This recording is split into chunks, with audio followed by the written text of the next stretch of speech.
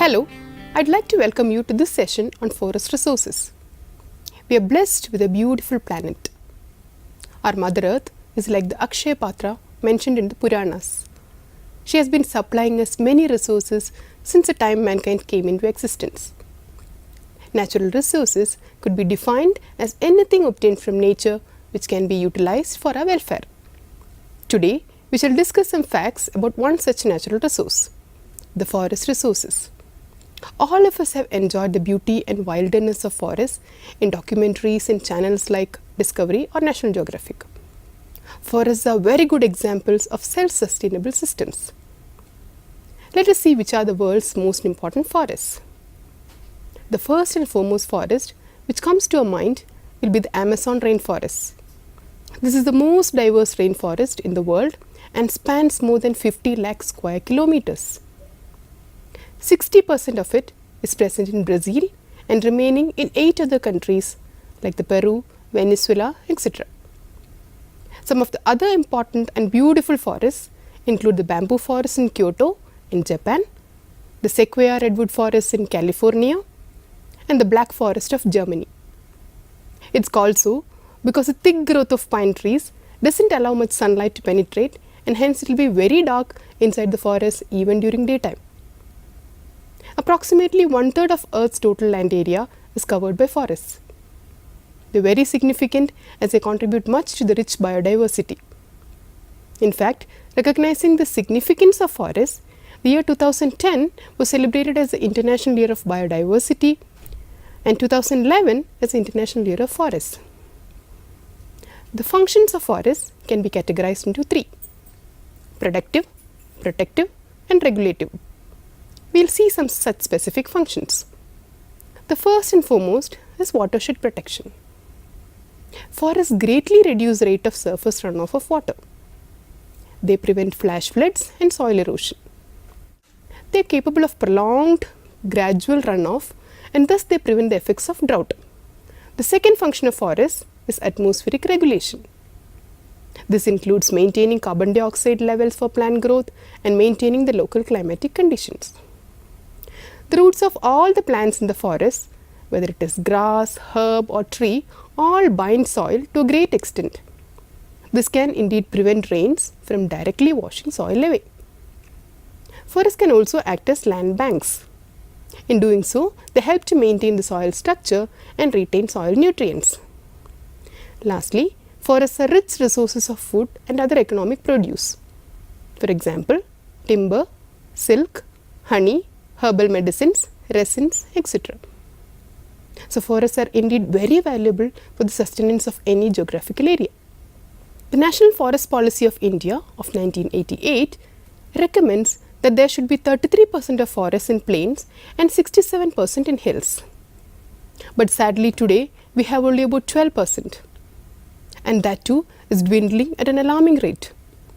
So in order to reach that mark, we should not only protect existing forests but also increase our forest cover. That's going to be a very difficult task. People who live in or near the forests, mainly the tribals, they know the value of the forest resources firsthand.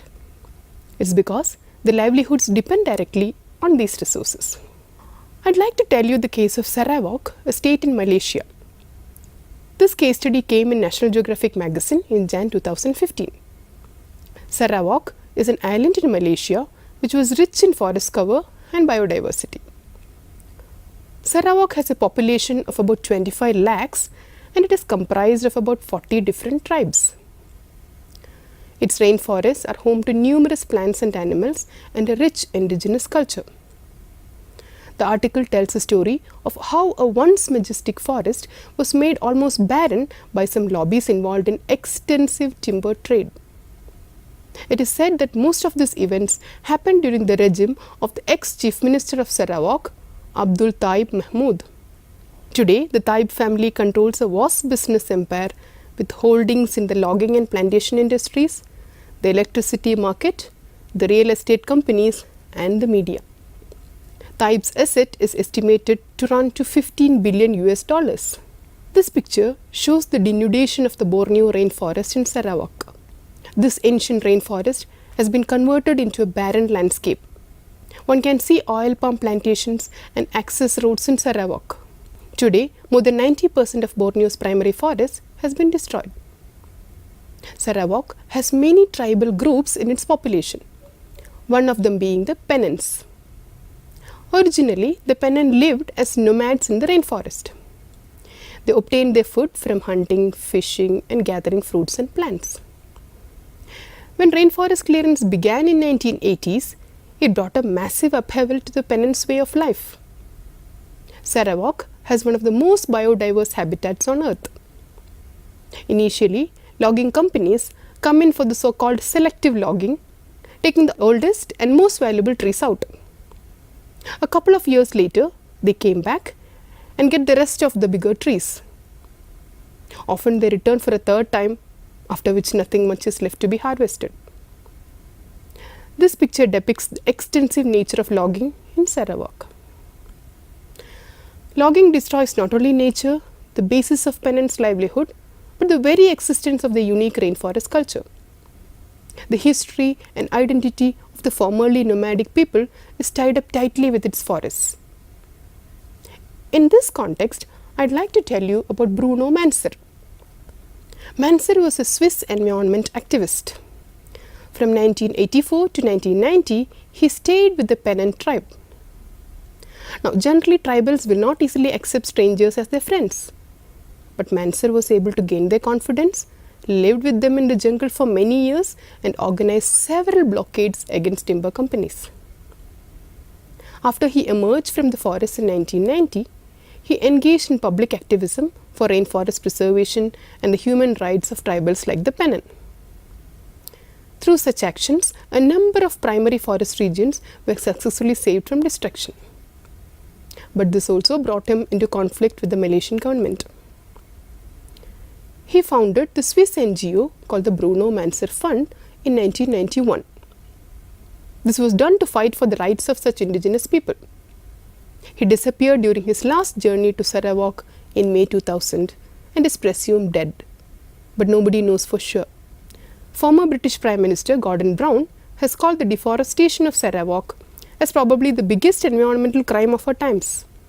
After Manser, Lucas Stroman has become the director of the Bruno Manser Fund. It's called in short BMF. It works to protect the tropical rainforests. He has also written a book called Money Logging on the Trail of Asian Timber Mafia. Now, why I thought of narrating the Sarawak case is there are few people in the world who devote their life for such noble causes. But more number of people should come forward to make a difference. In India too, we have similar stories. And some of the deforestation stories will never come to limelight as there will be nobody to report this in the wilderness of the thick jungles. And most important, such devoted people are becoming a rarity. So the take-home message is we should all contribute to conserve our rich rainforests because sooner or later we will have to pay a price for the indiscriminate destruction of our biodiversity. With that note, let me sign off for the day. Until we meet again, goodbye.